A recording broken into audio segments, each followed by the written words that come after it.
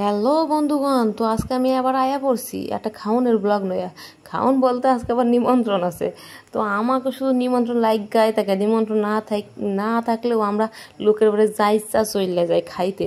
খাউন জোটে না তো মগো, তো কি করুম, খাইতে চলে যাই। শুধু শুধু ঘোরাঘুরি করি, কাজ বাস্তব বাড়িতে করি না, শুধু ঘোরাঘুরি আর খাউন, এই ছাড়া আর কিচ্ছু নাই। তো চলে আইসি আমি, আমার শাশুড়ি মা আর আমার পোলা। ছিল একটা স্বাদের নিমন্ত্রণ। তো এটা ছিল আমাকে বাড়ির থেকে একটু দূরে, মাঠ পার করে আর অন্য একটা পাড়ায়। তো গেছিলাম, ওই যে দেখো চলে আইসি। দেখি আমরা একটু লেটই হয়েছিল, আমি দোকান গেছিলাম, দোকান থেকে আইয়া রেডি হইয়া তারপর আইলাম।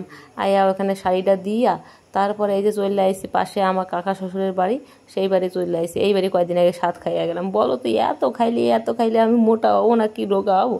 মোটা তো হইতেই হইব, না চাইও মোটা হয়ে যায়। খাই না তাও মোটা হয়ে যায়, কি জানি একটু আধটু খাই তাও মোটা হয়ে যায়।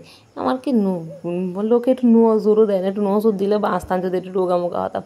তো আই অন্য আবার টক ভালো খায়, ও আবার এসাই দেখতে পারছে যে কামরাঙা ঝুলতাছে সামনে।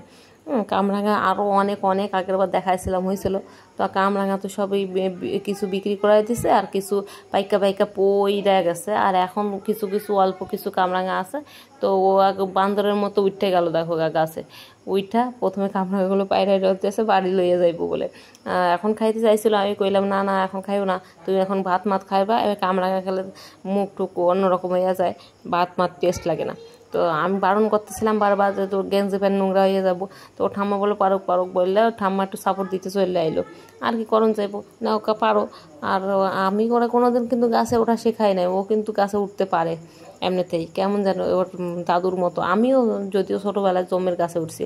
আমার শাওনি মাতাও দেখা লোক সামলাইতে ভালো না, একটা পাকা একটা কামরাঙা ওই যে দেখো পাঁচিলের উপরে উঠটা পায়রা লইছে। তো যাই হোক, দেখতে পাচ্ছ গাছে এখন অল্প স্বল্প দুই একটা কামরাঙা আছে, মানে বেশি পরিমাণটাই পইরে গেছে। তারপরে আমরা বইয়ে পড়ছি খাইতে। ডাল ছিল, মাছ ছিল, পটল চিংড়ি ছিল, জাস্ট রান্নাগুলো কিন্তু খুব সুন্দর হয়েছিল। আমি গবে খাইয়া রইলাম, আর এদিকে শাশুড়ি মা খাচ্ছে, আর ওইদিকে আমি অন্যরা ডাল দিয়ে মাখাইয়া মাছ দিয়ে খাইয়ে দিচ্ছিলাম। খাইয়া দেয় আবার খালি হাতে আমরা বাড়ি যাই না, ওই দেখো কামরাঙাগুলো লইয়া যাইতেছি। আর এই যে মাঠ পার হইয়া আমরা আইতেছিলাম বাড়ির দিকে। তো আমি আর মা গল্প করতে চলে আইতেছিলাম। আর দেখো আমার বাগান আর বাগান, আমাদের পাড়ায় এসে বাগান আর বাগান।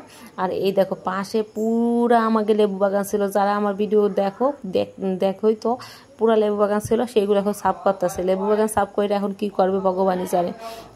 এক সময় লেবু বাগানে লেবু লাগায়, আর এক সময় জমি করে কে কি করে কি জানি।